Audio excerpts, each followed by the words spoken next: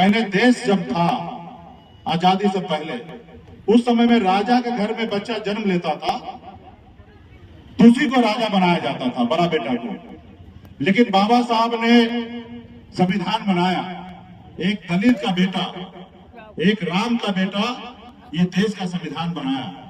और वो संविधान बनाया, उसके हाथ से लोग छुआ हुआ पानी नहीं पीता था, उनको किसी के घर में ठहरने नहीं देता था।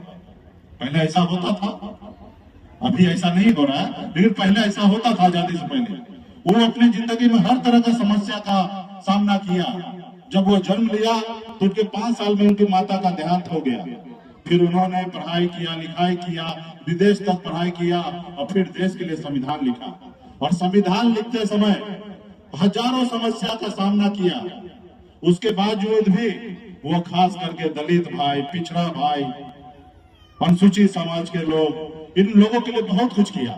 उस संविधान में ऐसा अधिकार दिया कि आपके वोट से देश का प्रधानमंत्री बनेगा, आपके वोट से राज्य का मुख्यमंत्री बनेगा, आपके वोट से विधायक सांसद बनेंगे, या आपके वोट से एक वार्ड सदस्य बनेंगे। आपके पास इतना ताकत है कि देश के प्रधानमंत्री को बदल सकते हैं, ये आपके उंगली में ताकत है। इस देश में तो 75 से पहले एक वर्ग का ही कब्जा था, स्वार्थी लोगों का कब्जा था।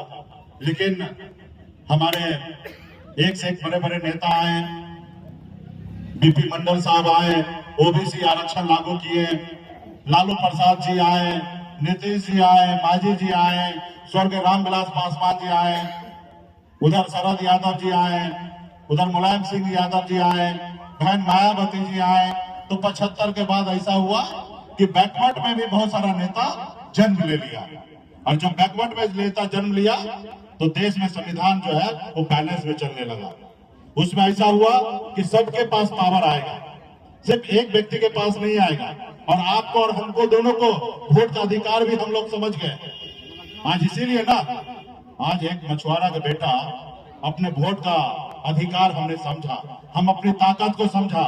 हमने पहले संघर्ष किया, दूसरे नेता के पीछे घूमे, फिर हमको लगा ये लोग सुन नहीं रहा, तो हमने क्या किया, आपके सहयोग से दल बनाया। और जब दल बनाया तो बल मिला, और जब बल मिला तो हमारे हर तरह का समस्या का हल हो रहा था। आज 2020 का जब चुनाव हुआ था, उस समय बिहार का मुख्यमंत्री हमने बनाया, एक निषाद मल्ला का बेटा और एक मुसहर का बेटा। अगर समर्थन नहीं देते तो बिहार का मुख्यमंत्री नहीं बनता। वो ताकत हमारे पास आया। भले 4 विधायक था, लेकिन 74 विधायक से कम नहीं था। हम अगर सपोर्ट में थे तो सरकार चलता, अगर समर्थन में नहीं रहते तो सरकार नहीं चलता। ये हमारे पास ताकत आया। आप दुश्मन से उम्मीद नहीं कर सकते हैं कि एक गरीब मछुआरा का बेटा को मालिक बनाएगा। आप हमने पहले भी हमने संघर्ष किया है।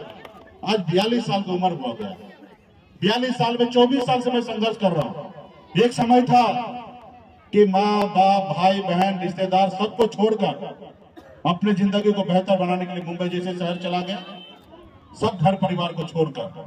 और आज बम्बई में घर परिवार, बच्चे हैं, वहीं पे रहते हैं। आज उनको छोड़कर आज बिहार में अपने लोगों को जागरूक करने के लिए आए कि नहीं, आप भी इस देश का शासक बन सकते हैं। आपके पास भी 15% वोट है, और अपने वोट का अगर ताकत का पहचान ले लीजिएगा तो देश के प्रधानमंत्री को भी आपके सामने में झुकना पड़ेगा। चाहे राज्य का मुख्यमंत्री हो, उनको भी आपके सामने में झुकना पड़ेगा। हमारी लड़ाई है। जब बंगाल में आरक्षण मिल रहा है, जब दिल्ली में निषाद को आरक्षण मिल रहा है, तो बिहार में क्यों नहीं मिलेगा भाई? जब देश का प्रधानमंत्री एक है, संविधान एक है, तो फिर हमारे साथ भेदभाव क्यों है? और हम पूरा करेंगे। आज 4 विधायक आए तो हम सरकार को घुमाते थे, जो कहते थे वो सरकार को मानना पड़ता था। कल 10 गो सांसद होगा तो दिल्ली में हमारा चलेगा। आप लोगों ने देखा होगा कि अटल बिहारी वाजपेयी जी का स्वर्गीय रामविलास पासवान जी एक ही लोकसभा सीट को लेके उनकी सरकार को गिरा दिया था। कल हमारे पास भी 10 गो सांसद होंगे, और जब 10 गो सांसद होंगे तो हम भी दिल्ली के सरकार को कहेंगे कि आप हमारा काम कीजिए, तो हम आपको प्रधानमंत्री रहने देंगे। वही अगर आप हमारा काम ही नहीं कर सकते तो हम बदल देंगे, क्योंकि विपक्ष वाला भी ऑफर करता है।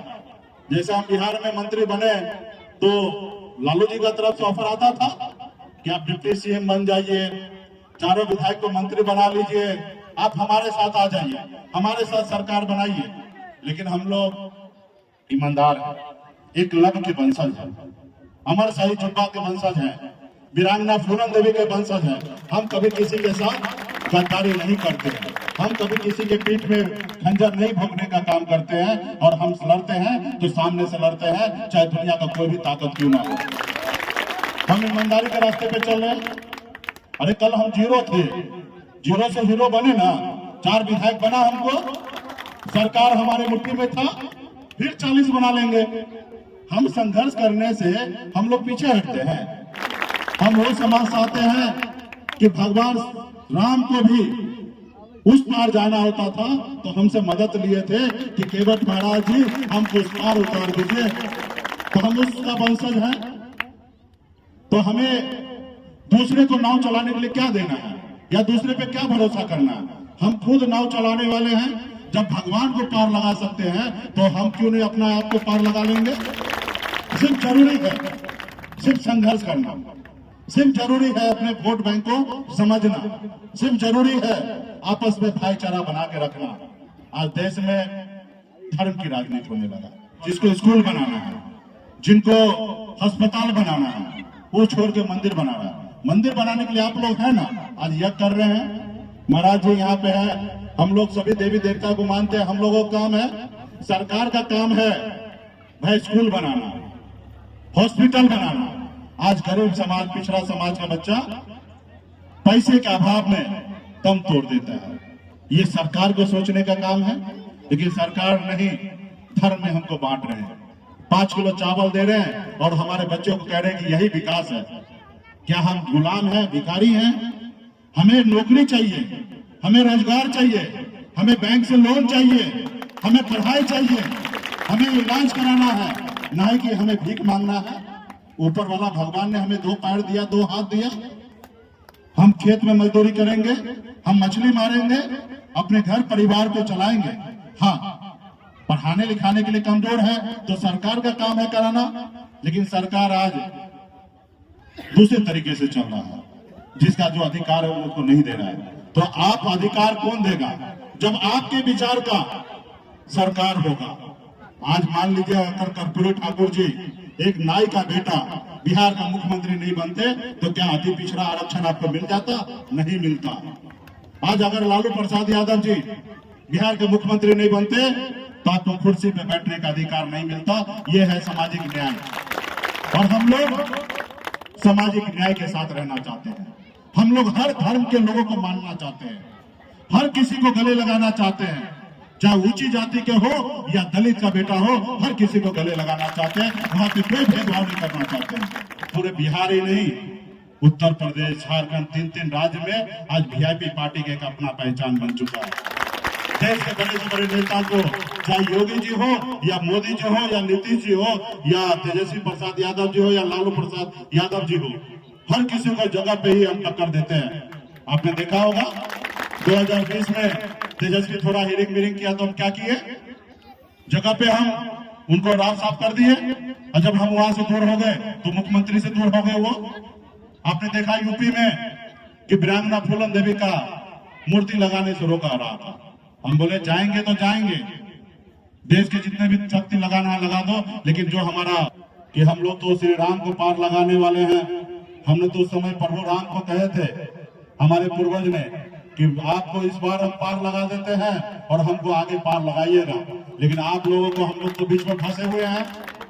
पार तो दूसरे लोग लग रहे हैं, जबकि श्री राम को बचाने वाला हम लोग, पार लगाने वाला हम लोग हैं, और हमें अभी श्री राम से दूर हैं।